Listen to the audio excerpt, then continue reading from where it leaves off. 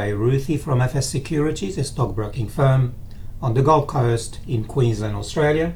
And there is the market report for Thursday morning on the 5th of December, and nearly 2.5 weeks to Christmas. Overnight and from around the globe, we start with the Dow, where we've seen a rise of 147 points. That is 0.5% higher to 27,650. Remember, of course, that the market dropped nearly about 3% over the last 2 days, so that's a small recovery towards where it was at the very highest point. The S&P 500 was up 0.6%, 20 points higher to 3,113. The Nasdaq Technology Index was up 0.5%, 46 points higher to 8,567. In Europe, the Stoxx 50 Index, which comprises most major European markets, was up 1.4%, 49 points higher to 3,660. In London, the FTSE 100 Index was up 0.4%. In Germany, the DAX was up 1.2%.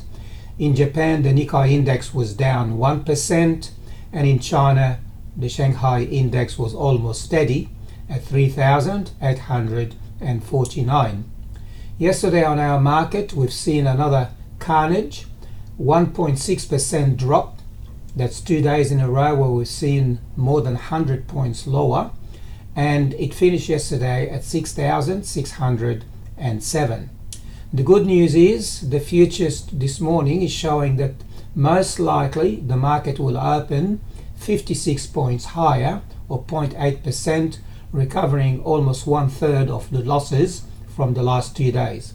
So we might see the market above 6,600 sometime in the opening.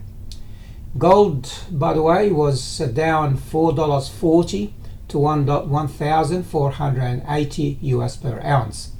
Silver was down 33 cents to $16.92 per ounce.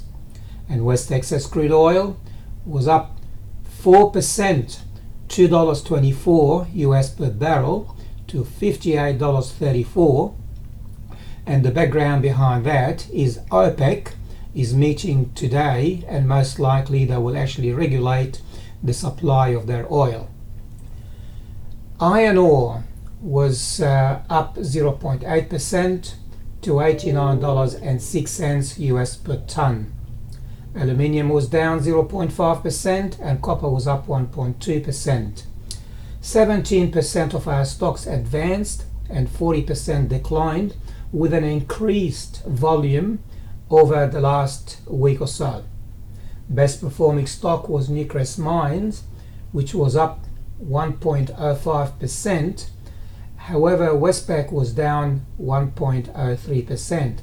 As a matter of interest, Westpac drop of 1% was actually the lowest amongst other companies and stocks and banks.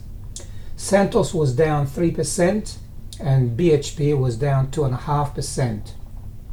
And Telstra was down 12 cents to $3.73. The Australian dollar this morning is trading at 68.5 US cents, 61.84 euro cents, 52.3 British pence, and 105 New Zealand.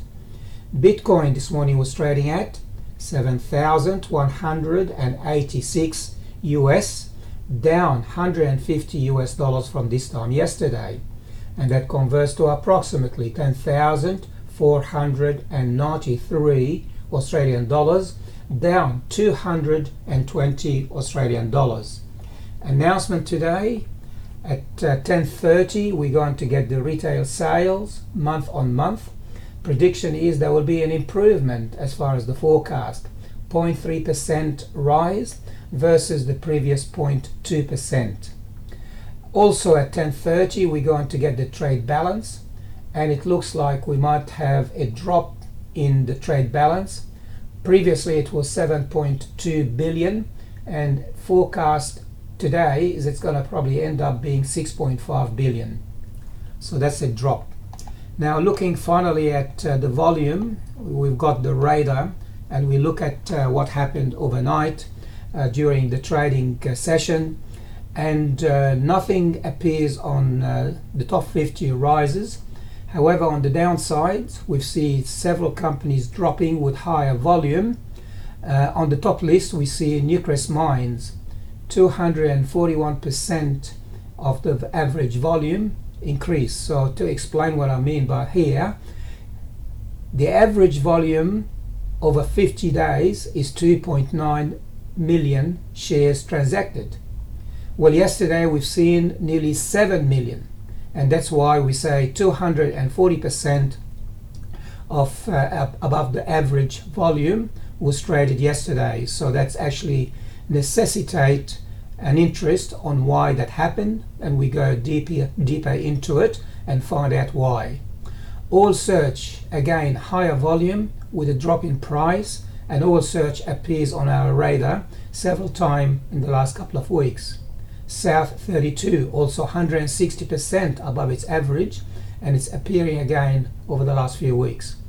For the mid cap, for the speculators, LSE Gold went up yesterday with 271% above its average volume. Select Harvest appearing again with extremely high volume. On the downside, we see G8 Education. However, we cannot trade G8 on those CFD platforms. And that is all from us here at FS Securities. Please trade safely and wisely and have a fantastic day.